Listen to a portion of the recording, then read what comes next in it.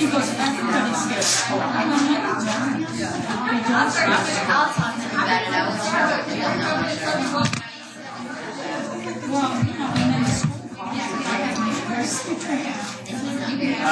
So we need to talk about triage, and we need to differentiate the difference between regular ED triage and disaster triage. It's really very similar. You classify people the same way, but you treat them differently, depending on the setting that you're in.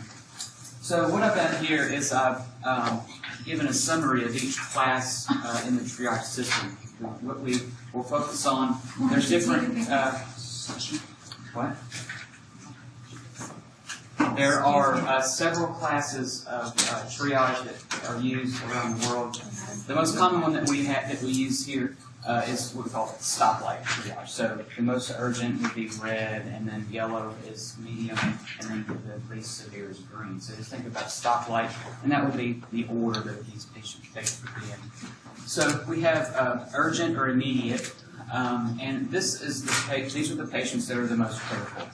In the ED, the person that comes in from the ambulance in active resuscitation, this person is going to be an automatic red, right, in the ED. So just think about the person who is a red is going to have a threat to life or limb, or they are going to have an acute mental status change. They are going to have a respiratory problem. So think about your ABCs with this. So if there is a person who has a hypoperfusing problem, they don't have a pulse in their left leg, they are a red.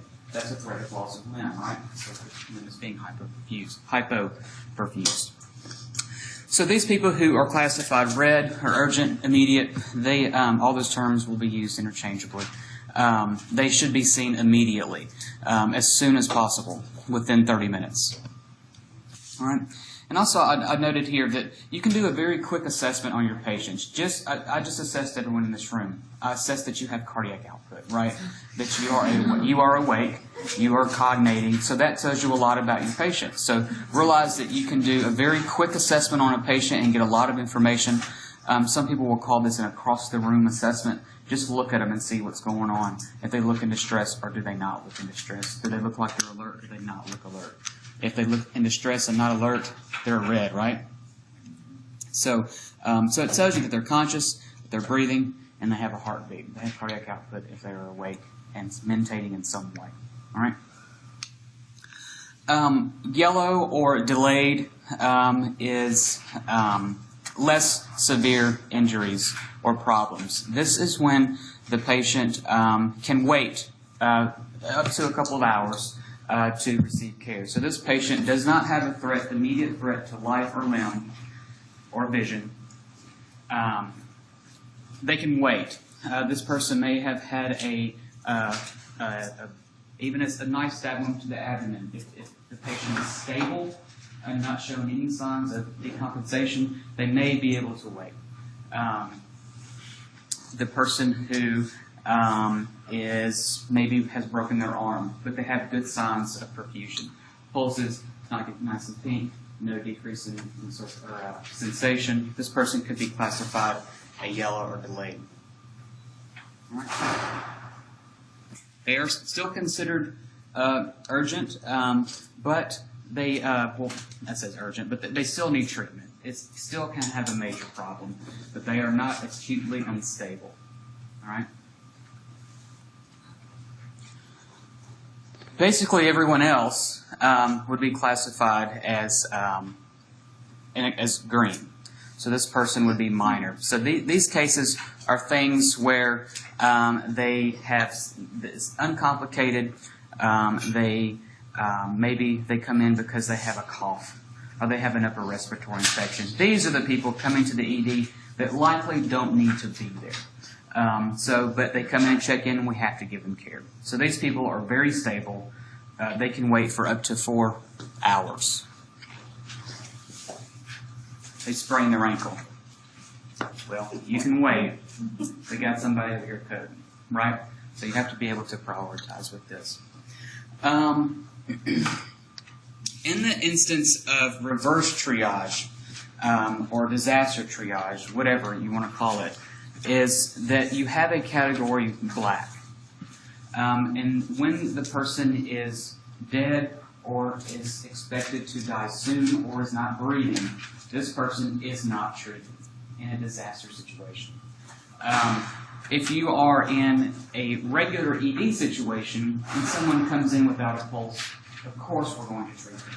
But in a situation that if you have limited resources, the disaster situation, you are not to waste resources on a person that is likely to die anyway. All right? So just keep that in mind. That's the idea of reverse triage. Also, people who are categorized as green or minor, those people are not treated. They are mobilized and gotten out of the situation. They call them the walking wounded, right? So those people are gotten out of the area. But in the ED, these people are going to be in like fast track and urgent care, right? Maybe some yellows. I think I just said all this. Disaster or mass casualty triage, greatest good for the greatest number. So that's why we don't waste resources on people who are expected to die.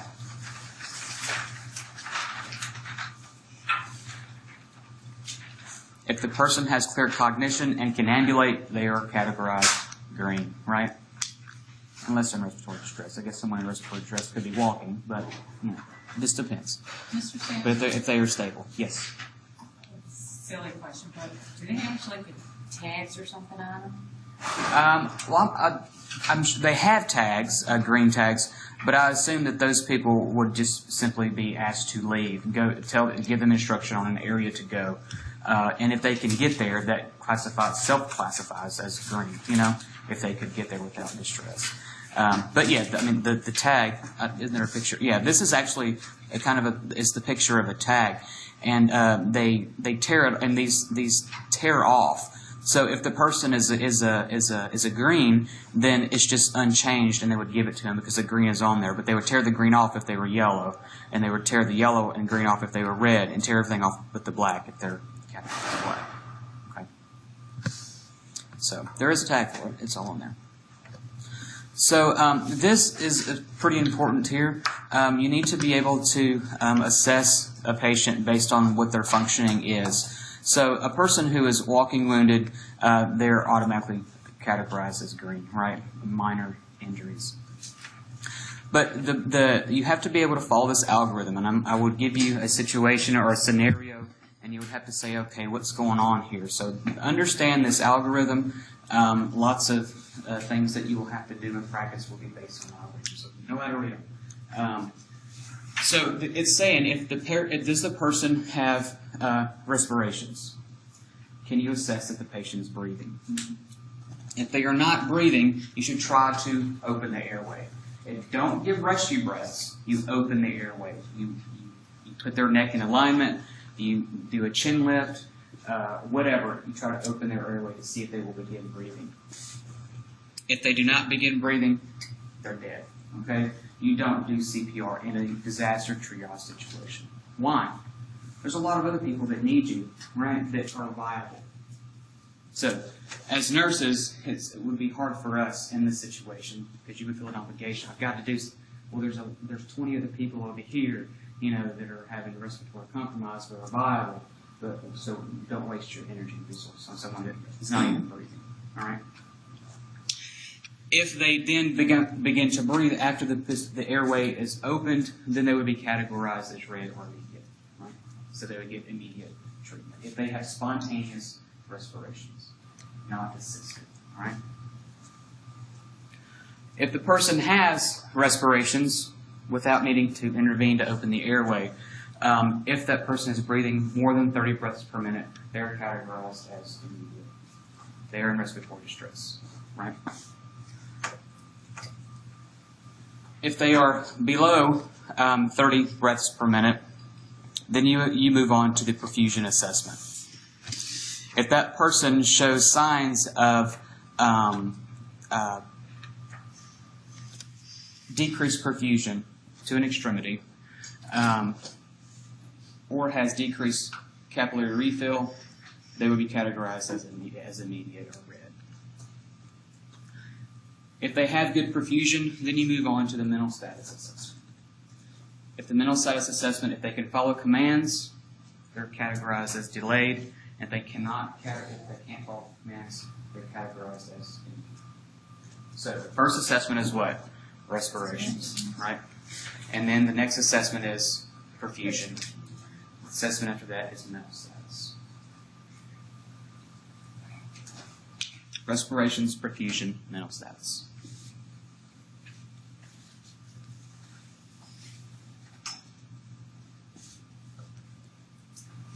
But be able to understand your roadblocks. So here, yes, done. You don't need to do anything else.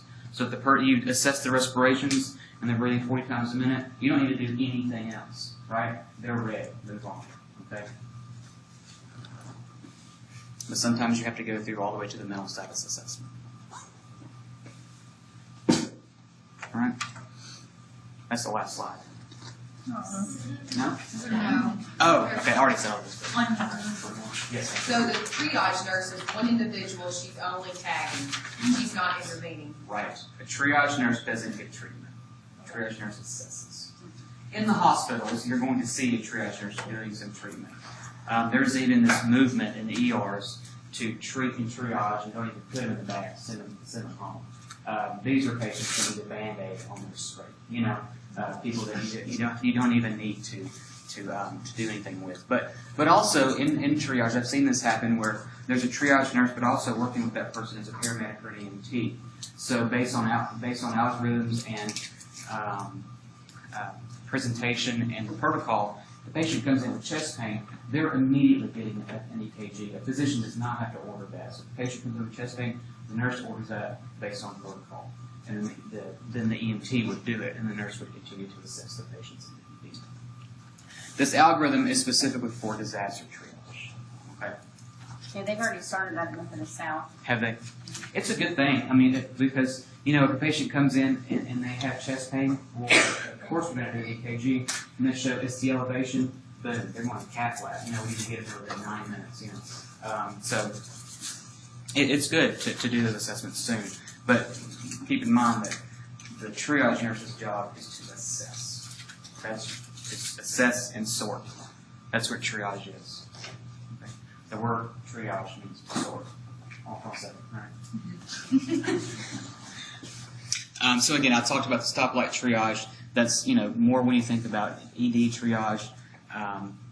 When you have your ERs, generally you will have different parts of the ER, like at the med, they have what they would call the level 1 side, and then they would have the urgent care and the fast track.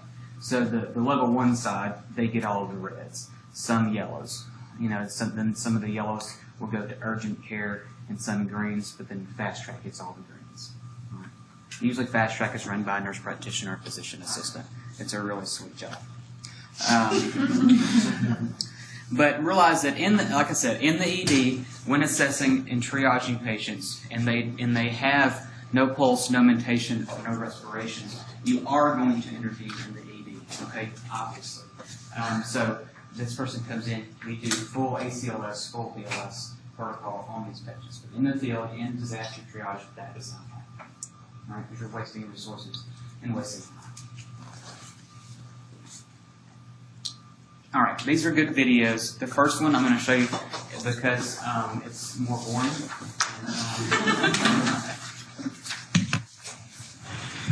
Just answer a question. Yes. If there's a mass casualty in an isolated area like a tornado and hospital is like 50 miles away, and for those patients that are on immediate, do you want them to be transported or do you want them Yes. to be Right. in the Yep. So the person who is most unstable would be transported. Right. But what if there's no transportation and there's like in the roadway there's like trees and everything? Right. First, we would have to get to them, to assess them. But usually that's going to be EMS dealing with those natural things. But some nurses can be players in this, especially in some sorts of disaster. But yes, so you have to use the resources that you have to do the greatest good for the greatest number. It seems cliche, but so people who are dead or impending dead, nothing. But then the person that is most unstable, we need to get them treatment as soon as possible. So the worst red would be transported first. Right.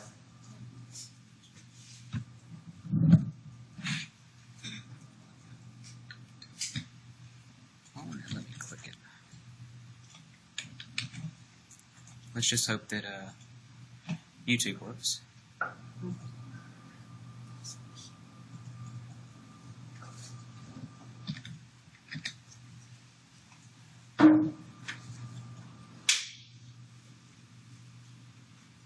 I think this lady is a nursing professor. She'll make you appreciate me. Let's see.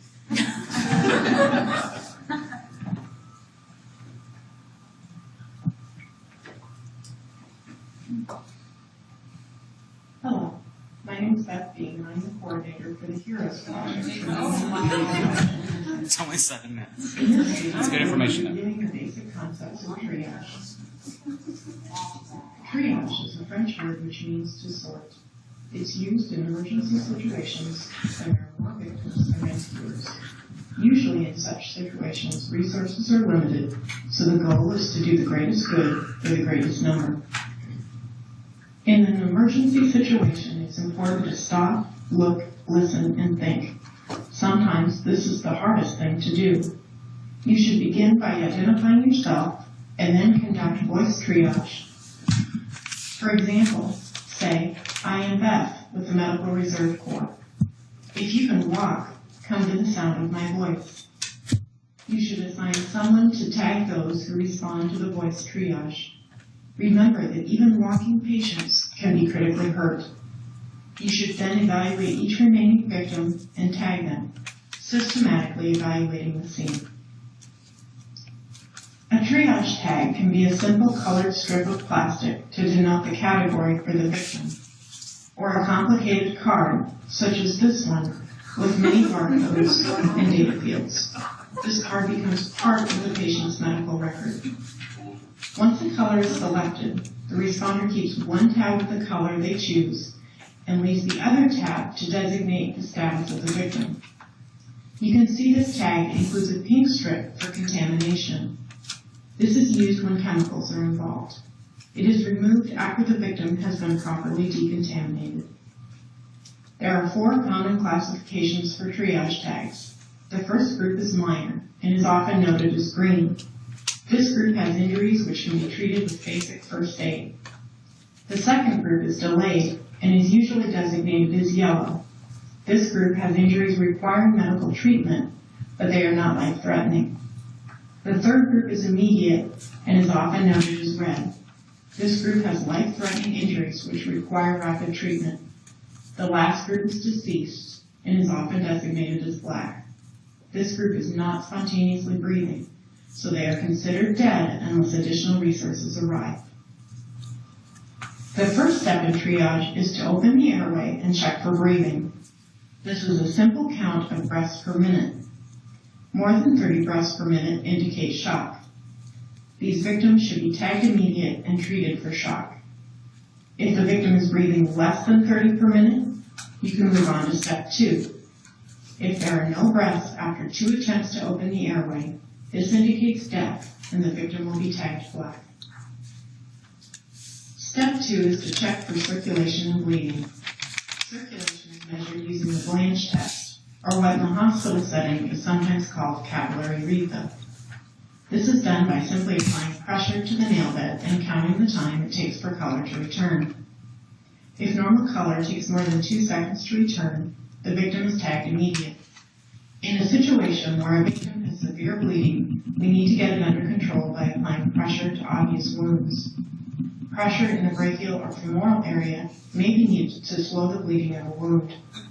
When working in a situation like this, standard precautions, such as hand sanitizer and gloves, should be used by the triage team when available. The last triage step is to check mental status. This is done by using a simple command such as squeeze my hand or wiggle your toes. Questions like what is today's date may be too complicated for someone who has just experienced a traumatic situation. If the victim does not respond, treat them for shock, and tag them immediate.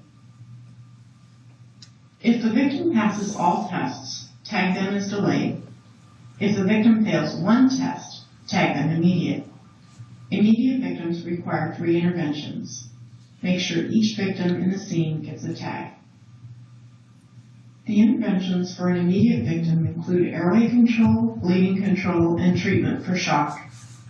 Airway is managed with a head tilt chin lift maneuver. Bleeding may require direct pressure, elevation of a wound above the heart, and the use of pressure points at the brachial or femoral artery. The treatment for shock in this setting is to lay the person on their back with their feet elevated and airway open. Bleeding should be controlled. Monitor body temperature with a blanket or clothing. Even on a warm day, the person may be chilled. In order to get a better idea of how this works in practice, let's take a look at some examples demonstrated during a simulated triage event. There are 2 triage teams active in this scenario. The yellow team begins by announcing who they are, and if you can walk, come to the sound of my voice. They then begin to triage those who come forward. The green team heads out amongst the remaining people.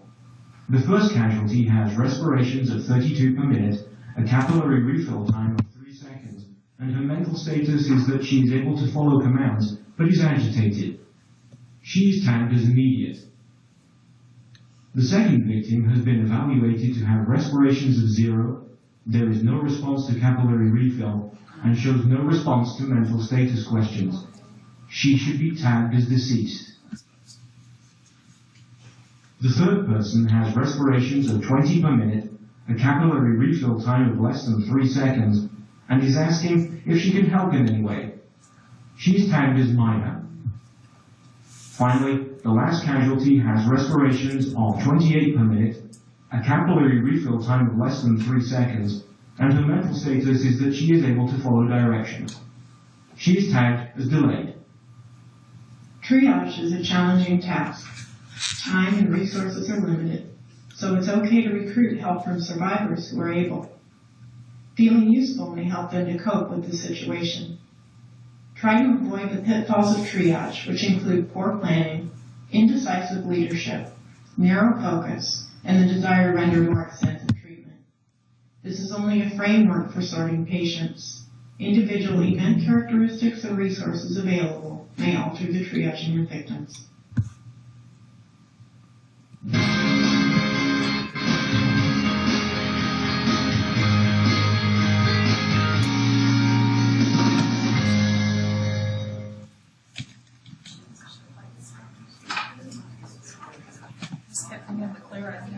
I'll tag myself. I'll tag myself. Wasn't she entertaining? Yeah. So the next one is longer, so but you won't fall asleep. And pay close attention, because when we're finished, I'm going to assign each of you a category, and you'll have to create a scenario, and then you'll compare it to other students, and you'll have to decide where you would fall, who's priority between the 2 of you. Okay, so pay close attention and take notes if you have to. All right.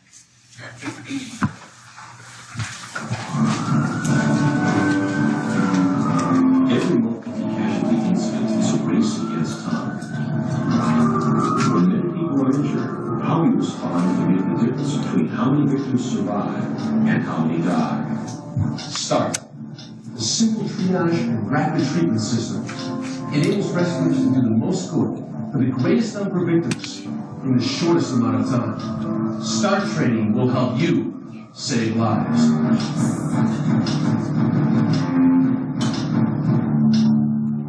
Triage is a system for sorting victims so the most seriously injured can be treated and transported first. Most rescue plans call for triage in a multi-casualty incident, but they don't tell you how to do it. We will. In this video, we'll help you learn START, simple triage and rapid treatment.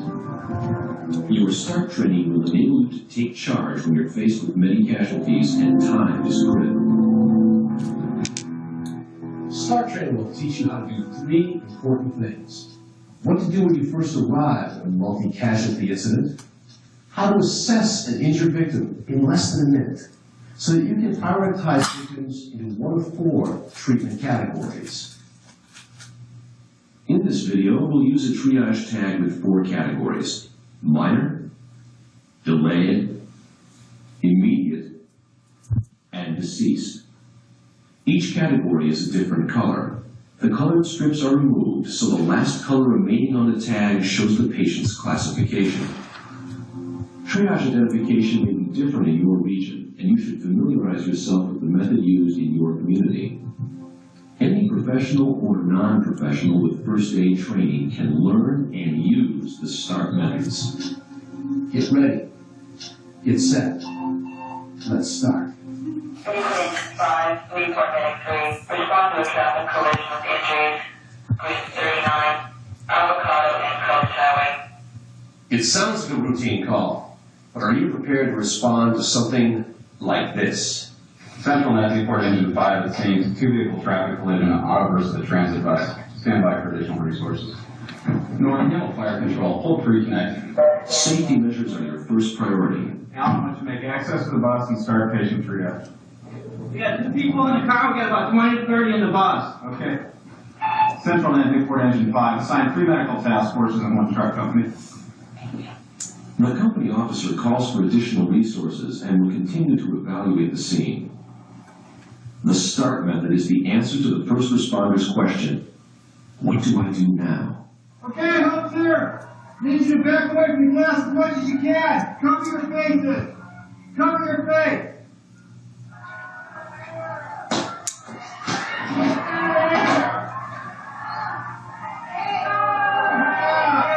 Everybody, stand up and walk. Everybody, stand up and walk outside here. Walk outside. Watch it her.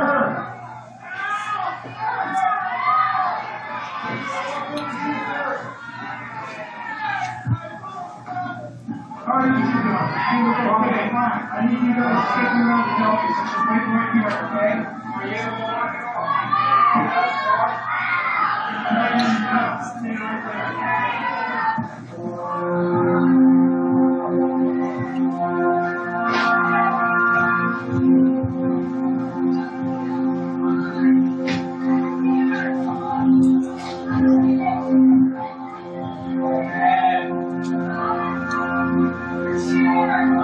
I'm coming.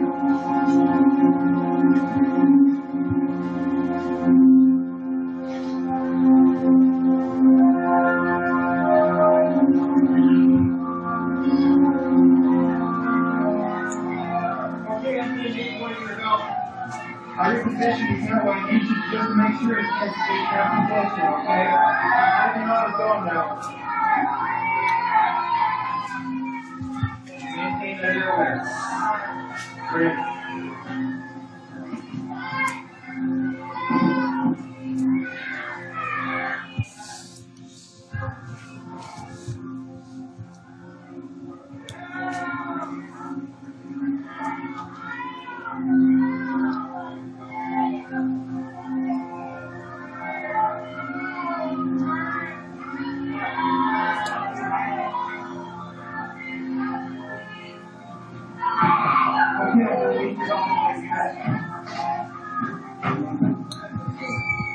Okay, she's doing pretty bad. I need you to hold pressure on that leg over there. You put as much pressure as you can. I need you to stop the bleeding.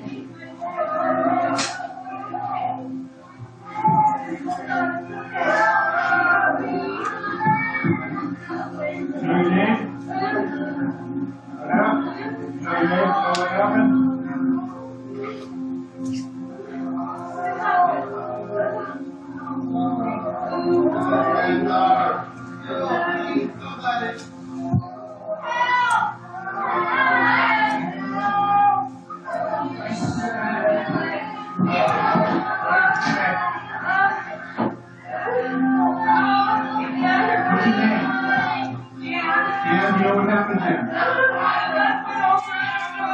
Okay. And you stay right here. We got additional help coming, okay?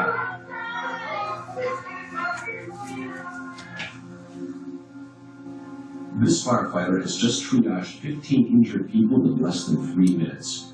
9 people were categorized as minor injuries because they were able to walk away without help. It took less than 30 seconds each to assess, categorize, and tag the other 6.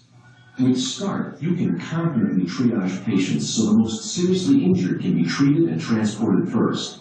Now let's return to the bus accident and learn how to use the START techniques. Everybody stand up and walk this up. You can stand up and walk outside here over to the door. It is important to clear the scene of as many minor injuries as you can. Direct victims who can walk to a specific destination nearby and tell them to stay there. By asking the walking wounded to leave, the rescuer has just triaged 9 victims into the minor injury category in a matter of seconds. All right, you sit down. Okay, fine. I need you guys to stick around and help me. Wait right here, okay? Non-injured bystanders can be used as a resource to help provide basic first aid to those who are injured. This is part of the rapid treatment that takes place during initial triage. What victim gets your attention first? The unconscious child? The man covered in blood? The hysterical bus driver? Because you have no way of knowing at a glance who or where the most critically injured victims are, you start where you stand. Patient assessment begins as soon as the walking wounded have been directed away from the scene. The START assessment is simple and easy to learn. It only has 3 steps. RPM. Respiration, perfusion, mental status. RPM. When you're facing a multi-casualty incident and you're all revved up, just remember RPM. Now we'll learn how to use RPM to assess each patient in about 30 seconds. Respiration is the first assessment because it is the most critical function. If the patient is not breathing because of an obstructed airway, attempt to clear the airway. Depending on the type of obstruction, either reposition the patient's head or remove any debris that may be lodged in the throat. While repositioning an injured patient's head may be contrary to what you've learned about cervical stabilization, Dr. Greg Super explains how to handle a patient who's unconscious and not breathing. If we do nothing, he's a certain field death. If we open his airway, we may aggravate an existing cervical spine fracture. We chose to make that intervention. If we open his airway, he makes attempts to breathe, and we can keep that airway open, he may have a chance to survive. If we leave the airway closed, he has no chance.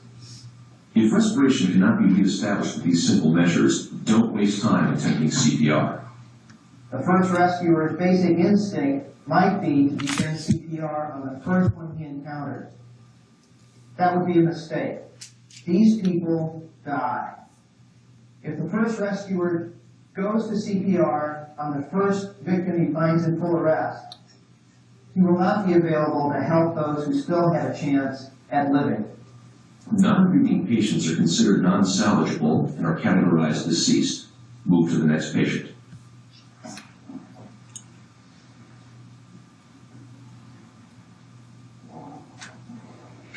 Yeah, you need help over here. Need help support his head. Okay, just like this. Need to help keep his airway open. Just like that, okay? Great. Don't let the airway close. If the patient begins breathing after the airway has been cleared, categorize immediate and move to the next patient.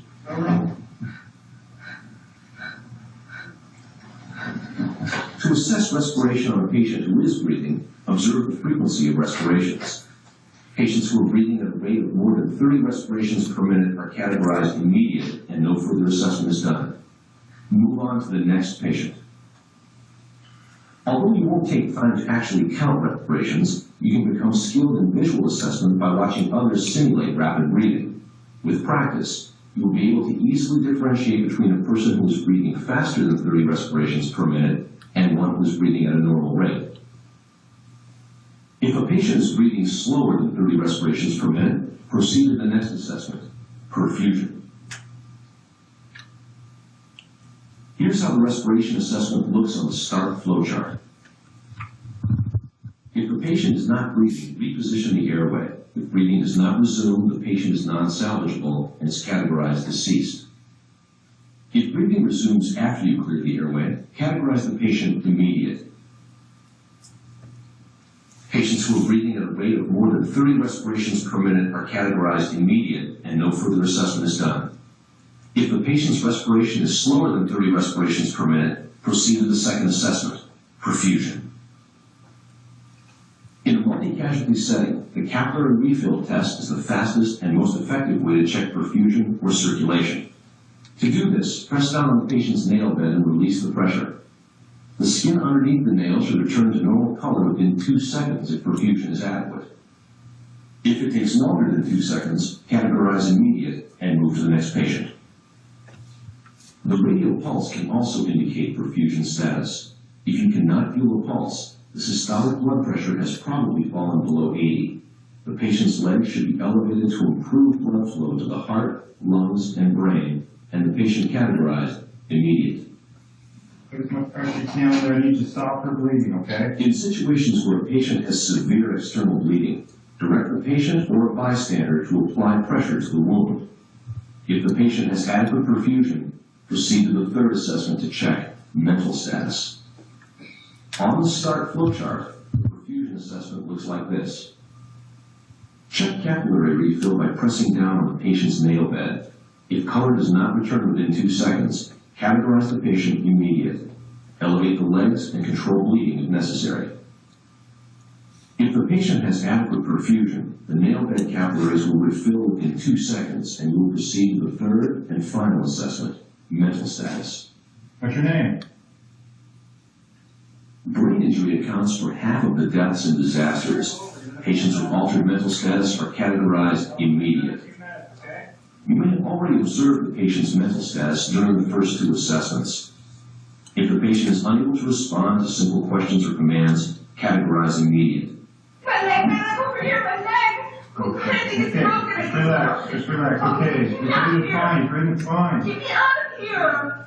Please, my leg really hurts. Okay, you got a good pulse, got a good strong pulse. What's your name? Jan. Okay, Jan, what day is it? Friday. Friday, good, okay. It hurts. Oh, God. We're far to coming, okay? We'll get you out of here as soon as possible. Alright, got help coming. If the patient can't follow simple commands, categorize the leg and move to the next patient. Here's the mental status assessment on the START flowchart. If the patient fails to respond to simple questions or commands, categorize immediate.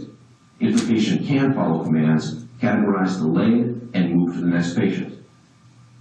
The delayed category does not mean the patient is not injured and does not need treatment.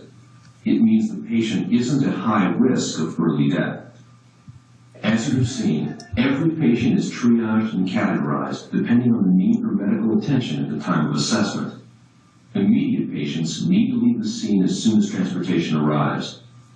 For patients awaiting transport, a second, more thorough field assessment will be done by qualified personnel. They will update the patient's condition and provide further treatment. You have just seen how quickly and efficiently you can use START triage to rapidly categorize and treat patients. When you're one of the first rescuers at a multi-casualty incident, your START training ensures your efforts do the most good for the most people. In this video, you have learned how to direct the walking wounded away from the scene to reduce the number of patients you need to assess, how to use bystanders for rapid treatment of severely injured patients, how to start where you stand to begin patient assessment, how to use RPM to rapidly assess a patient's respiration, perfusion, and mental status, and how to use a triage tag as a method of categorizing patients.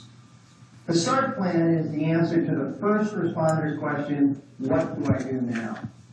He has 2 critical things to accomplish. The first is to find those victims most likely to die at the scene, and the second is to bring medical organization to the scene.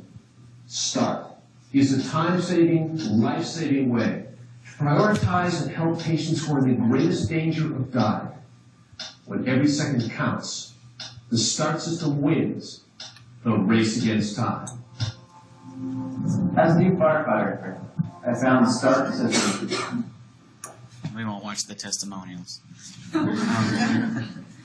Okay.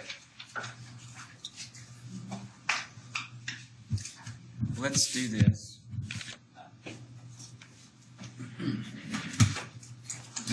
a slip in this envelope, and it'll have a category on it.